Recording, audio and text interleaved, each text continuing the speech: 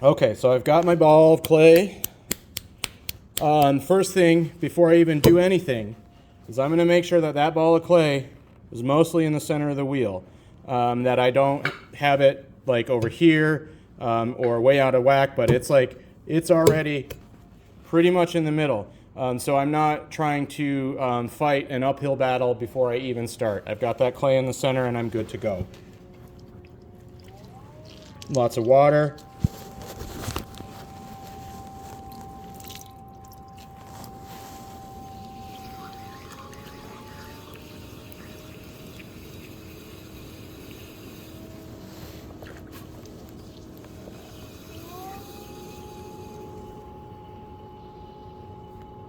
I kind of start just squeezing the clay into that cone shape a little bit, starting at the base. And then I'll kind of scoop up the clay a little bit. I'm not really using my fingers. Sometimes it looks like you're using your fingertips, but very rarely are you using your fingertips to move the clay around in here. I'm using, like the side of the chop of my fingers or the butt of my hand to kind of scoop that. But your fingertips are like pressure points, and so sometimes they're too aggressive. Now I'm going to go ahead and push this back down in.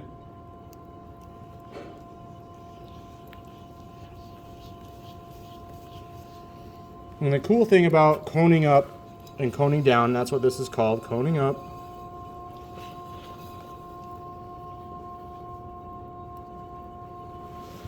The clay kind of has to force itself to go into center when you do this. So it forces itself in the middle when you kind of make that point, but then when you push it back down, I think about like a waterfall a little bit, and it's cascading down the side of the clay in a really sort of even manner. And I'll keep my outside hand here. It's firm. I'm not putting a lot of pressure on there. I'm just guiding the clay so it doesn't have a lot of anywhere else to move, and it falls in line nice and evenly. And I'll do that cone up and down about 2 or 3 times.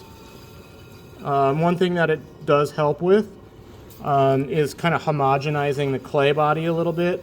It's a little bit like wedging. The other thing that it helps with is, figuring out the clay. The clay is different every time you touch it. So I need to know what this ball of clay is going to feel like versus those balls of clay. And I get a feel for its responsiveness when I do the coning. I'm going to get it nice and centered, nice and still, looking for that moment of kind of quiet. And then I'm going to let go really slow. Right? The dismount is super important when you're centering. So if I get here and I've got it centered and then I jump off of it, see how wobbly that is now? And it's just because you kind of abruptly left the clay while you were applying pressure to one area, and you need to kind of think about a little bit slower of a dismount, nice and gentle, get it centered again, and then very slowly, just kind of easing pressure, and it will stay in the center. It won't jump around on you as much.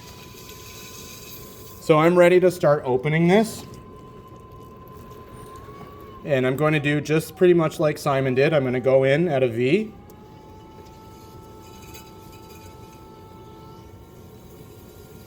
Until I'm about 1/4 of an inch from the bottom. If I need to check, I will check with the wire, right?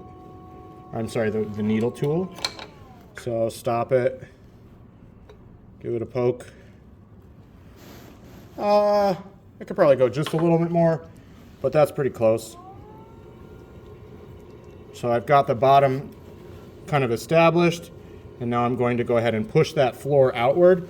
And I always think about myself as like a little Zamboni here, where I'm taking that spot on the floor, trying to stay level and parallel to the wheel head, and I'm just going to push it outward.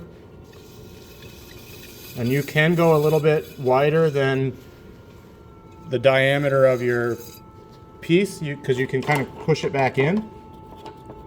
So actually my cylinder will be a little bit more narrow when I get to it. I do like to take a minute, either with the rib that I've made or that wooden rib that has like the solid corner on it, and I will take it and make sure I can really smooth out that bottom and get some good compression on there, and also get a nice clean corner. So same as the pinch pots, when I was trying to make that flat bottom, well, your hands don't make flat things very well, right? Because our hands are super not flat. So finding a tool that has that shape can really help you create that shape on the inside of your pot. So I get that bottom nice and cleaned up, nice and square. More water. And then I'm going to collar it in. So just kind of squeezing a little bit at the top to get it into that cone shape. The cone shape is stronger than the bowl. It's like the clay is somewhat self-supporting when it's in that mountain shape versus when it's in a bowl. And it's also much easier to control when the diameter of the top rim is smaller than the diameter of the base. You end up with something that doesn't want to throw itself apart as you're throwing it. So the wider it gets, the more you're sort of fighting the centrifugal force of the wheel head wanting to push that clay outward. Always more water.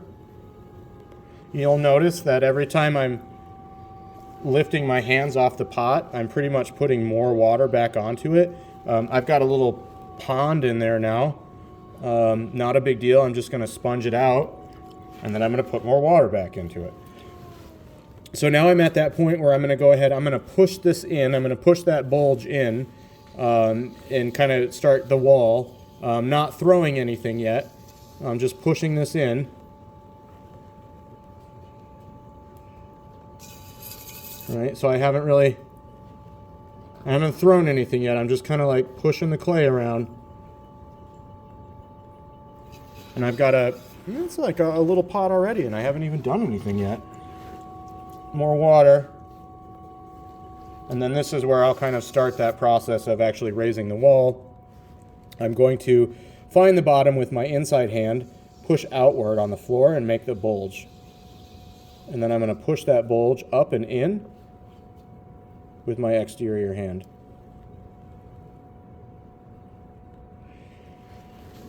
Now it looks like I'm pushing the clay pretty aggressively.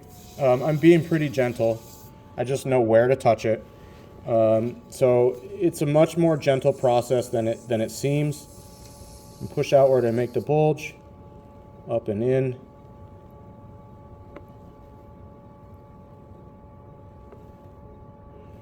I've never been surfing, but I kind of think about it as surfing, where like the idea is you're really riding this line and too far in either direction, and you either like don't go anywhere or you crash, right? And that's really what this process is like. If I don't make enough of a bulge and I don't push the clay around enough, it doesn't turn into anything. But if I'm too forceful with the clay, it will torque, it will rip, it will tear. So it really is about finding that like perfect balance point of pressure, and it's less than you'd think. So it does look sometimes like I am putting a lot of pressure into the clay, but I'm coaxing it more than anything else. I try to get my height in 3 pulls or less.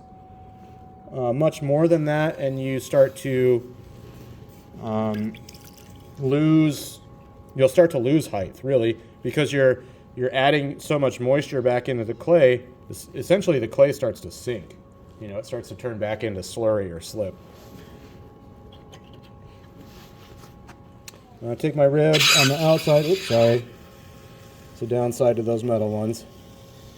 Let me just clean up that outside. I always like, if I can scoot that in at the end there, I will.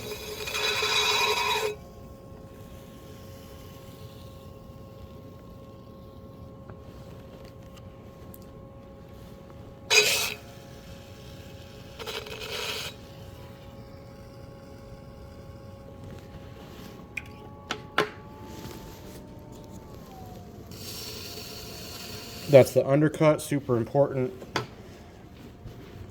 Don't want pots looking like they're stuck to the table. It's a bummer.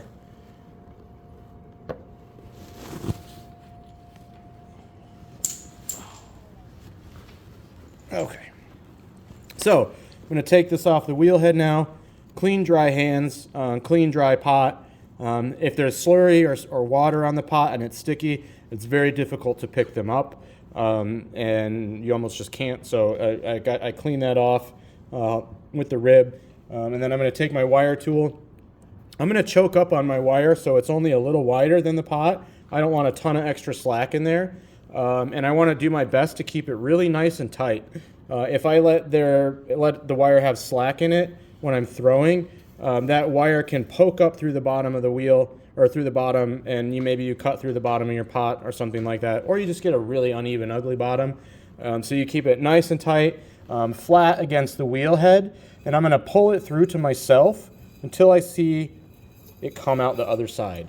Don't let go until then. And then I'm just going to do that. There you go. Good to go. Do another one real quick. I'm not going to talk as much for this one. Oops, see, that was a bad one. Don't want to start there.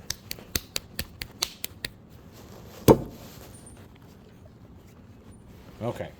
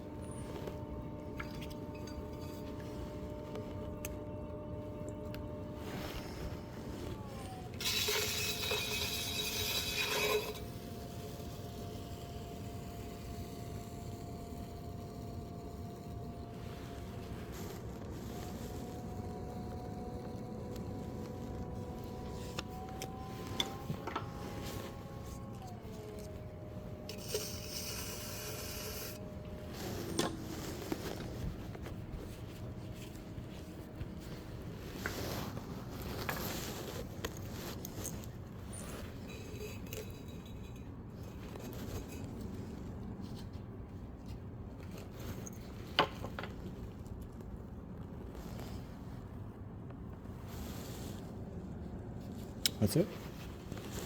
Boom.